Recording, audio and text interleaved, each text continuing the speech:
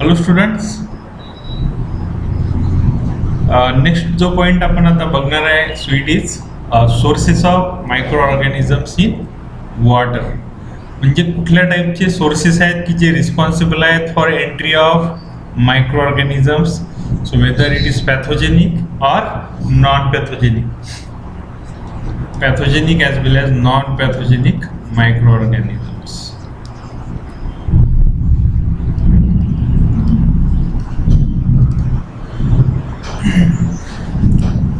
So as we have already studied in air microbiology, so there must be a source for entry of microorganism in particular environment. So similarly, so water is also important component of our environment. So as water is a universal solvent, आहे ना, water universal solvent आहे. We humans also utilize water for all activities. For example, drinking, cleaning, washing, and other agricultural procedures. So all these processes requires water. So that's why it is a very important point.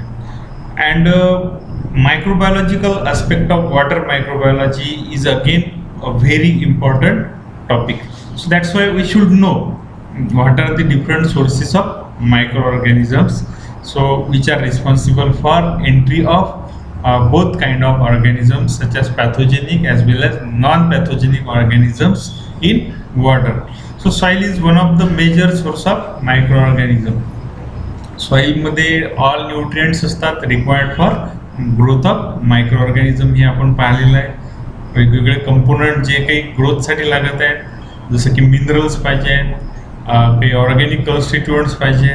So all these constituents are basically provided in soil. So that's why it is one of the major reservoir of micro organisms. Okay, जे की organisms आहेत present असणारे एन्व्हायरमेंटमधले, तर soil त्यापैकी हा major reservoir आहे.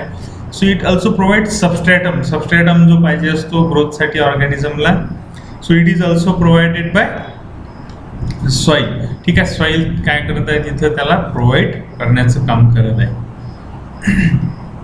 So it is a larger reservoir of micro organisms की जे इंटर होतील वॉटरमध्ये, तर हे माहिती आहे आपल्याला. So almost all type of micro organisms जे आहेत ते आपल्याला तिथं भेटू शकतात. So almost all type of organisms are found in soil. ठीक आहे, कुठल्याही टाईपचे, पॅथोजेनिक असो की नॉन पॅथोजेनिक असो, डिग्रेडेटिंग असो की न्यूट्रिएंट रिसायकलिंगमधले मायक्रो ऑर्गॅनिझम असो, तर मेनली ते तिथं वॉटरमध्ये प्रेझेंट सॉइलमध्ये प्रेझेंट असतात. सो ॲटमॉस्फेरिक वॉटर किंवा रेनफॉल जेव्हा होतो आहे ना, आपण पाहिलेला आहे पूर्वीच्या टॉपिकमध्ये. So water reaches the surface of soil, जेव्हा सरफेसवर येईल सॉइलच्या, so micro organisms will get added there. ठीक आहे, तर त्या वॉटरमध्ये काय होतील, डायरेक्टली मायक्रो ऑर्गॅनिझम्स एंटर होतील. फॉर एक्झाम्पल, आता प्रेसिपिटेशन झालं, प्रेसिपिटेशन झाल्यानंतर काय होईल, काही सॉइल आहे, सॉइल आहे, त्या सॉइलमध्ये मायक्रो ऑर्गॅनिझम ऑलरेडी प्रेझेंट आहे. तर प्रेसिपिटेशन झाल्यामुळे वॉटरफॉल होईल, इथं या सरफेसवर रेनफॉल होईल या सरफेसवर. सो ह्या रेनफॉलमुळे काय होईल, वॉटरमधले जे सॉइलमधले जे काही मायक्रो ऑर्गॅनिझम्स आहेत, so they will mix with water, आणि ते नंतर फॉर एक्झाम्पल रिव्हर्समध्ये किंवा अजून कुठल्या तरी एखाद्या सोर्समध्ये एंटर होतील. ठीक आहे. So thus, soil is one of the major source of microorganisms, particularly for the surface water. Surface water जे आहे आपण पाहिलेलं आहे, जे की रिव्हरमध्ये असते, सी वॉटर, लेक वॉटर आहे ना, तर हे वेगवेगळे एक्झाम्पल्स आहेत सरफेस वॉटरचे. Then atmosphere. So air also contain number of micro organisms है ना. एअरमध्ये सुद्धा काय असतात, नंबर ऑफ मायक्रो ऑर्गॅनिझम तिथं प्रेझेंट असतात. बट तिथं मायक्रो ऑर्गॅनिझम जे आहे ते ग्रो होत नाही, त्यांची ग्रोथ जी आहे ती त्या कंडिशनला प्रॉपरली होत नाही. आता याचं रिझन आपण मागच्या चॅप्टरमध्ये पाहिलेलं आहे, because it does not content any nutrient. ठीक आहे, कुठल्याही टाईपचं न्यूट्रिएंट तिथं नसतं. ठीक आहे, it does not content any kind of nutrient. and it just act as a transient habitat for the microorganism. Transient habitat म्हणून काम करते. ट्रान्झिएंट म्हणजे टेम्पोररी, फार कमी वेळापुरते ड्रॉपलेट्स किंवा ड्रॉपलेट न्यूक्लिया तिथं असतील आणि नंतर ते जर रेनफॉल झाला तर ते मायक्रो ऑर्गॅनिझम त्या वॉटरमध्ये एंटर होतील due to rainfall. So specially spores of bacteria as well as moulds जे आहेत ते काय होतील इथं ॲड केले जातील इन टू वॉटर. ठीक आहे, हा सोर्स आहे but it is a minor source of micro organism. ठीक आहे, मायनर सोर्स आहे. Sewage, so what is sewage?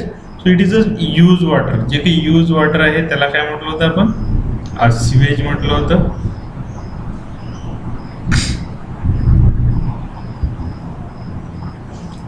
So the sewage is a use water by कम्युनिटीजमध्ये किंवा इंडस्ट्रीजमध्ये जे काही यूज वॉटर आहे त्याला काय म्हटलं होतं? Sewage.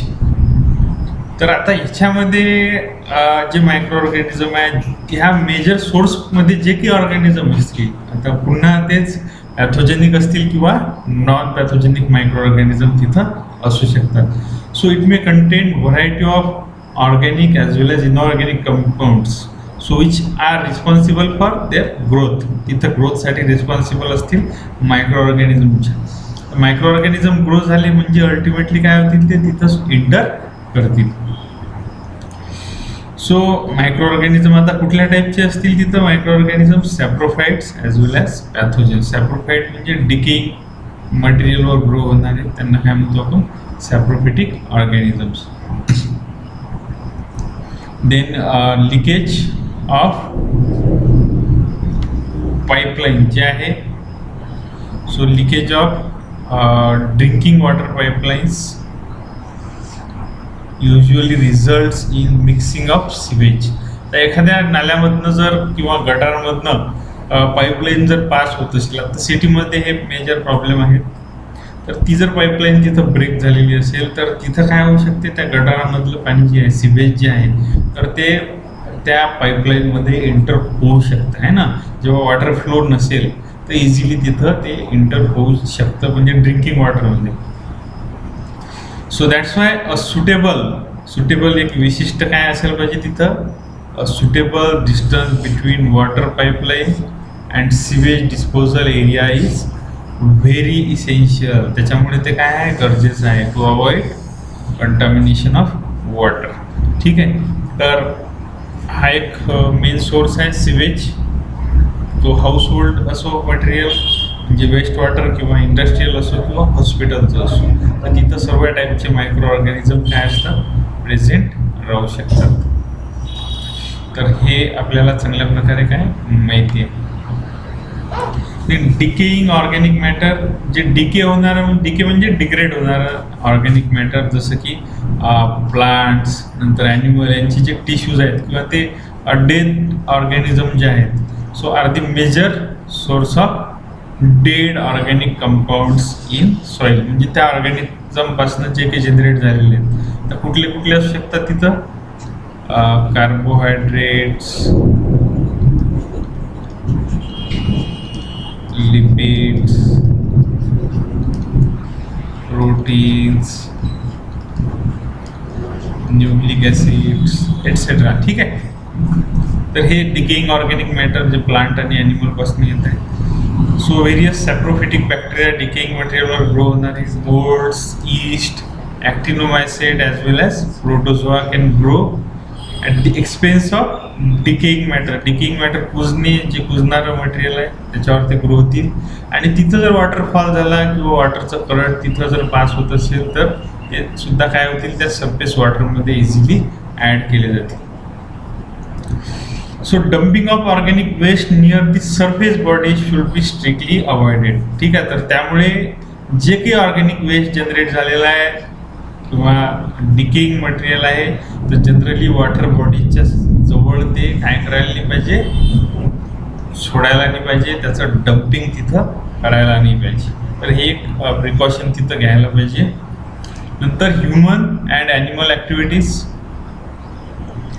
So human beings and animals are also responsible for adding micro organisms in water. हे माहिती आहे आपण सगळ्यात जास्त मोठा सोर्स आहे आणि आपल्या ॲक्टिव्हिटीज एवढ्या डेंजरस असतात, खतरनाक ॲक्टिव्हिटीज असतात की आपण इझिली काय करतो, मायक्रो ऑर्गॅनिझम्स काय करतो त्या वॉटरमध्ये सोडतो.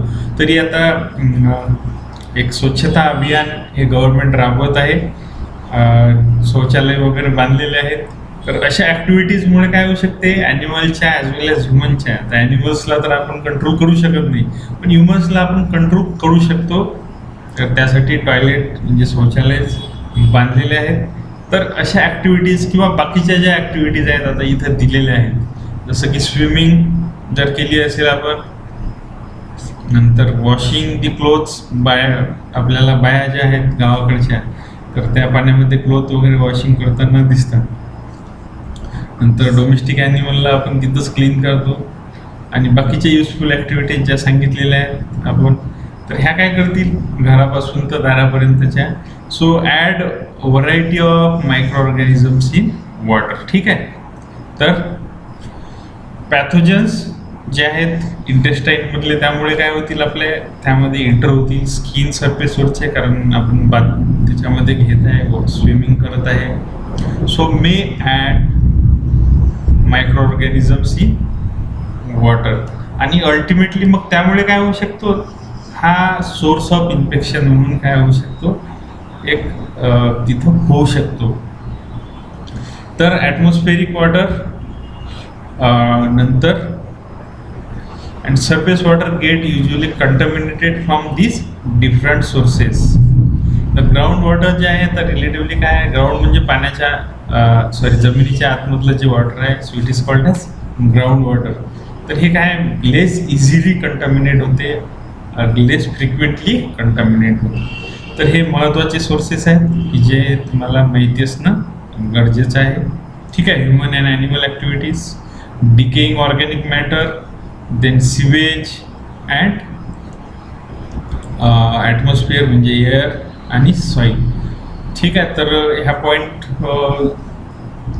इथं संपतो. आणि यावर डिटेल जर माहिती लागली तर तुम्ही नेटवर थोडंफार सर्च करू शकता किंवा मलाही इन्क्वायरी करू शकता. पण तुम्हाला एक बेसिक आयडिया यावरनं आली असेल की कुठल्या कुठल्या टाईपचे सोर्सेस तिथं राहू शकतात. ठीक आहे. बाकीचे पॉईंट जे आहेत ते आपण नंतर. ठीक आहे.